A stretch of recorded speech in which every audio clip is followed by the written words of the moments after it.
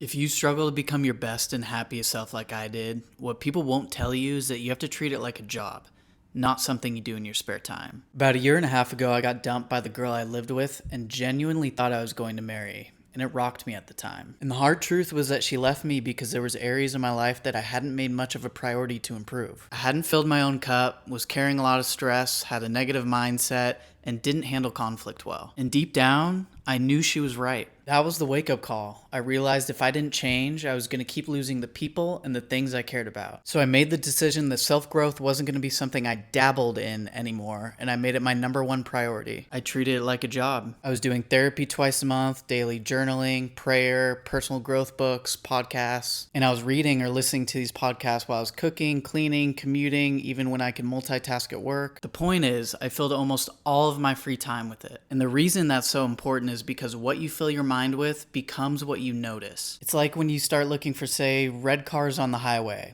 Suddenly you start seeing them everywhere, much more than usual. And it's the same thing here, because I was always thinking about personal growth and all of the areas and situations I needed to improve. I finally became self-aware. I started noticing my triggers, my patterns, the situations where I'd fall back into my old habits. And for the first time, I could actually change how I responded in real time. And that's when things started to shift, because I built my life around becoming better. So if you're actually serious about changing your life, you can't treat it like a side hobby.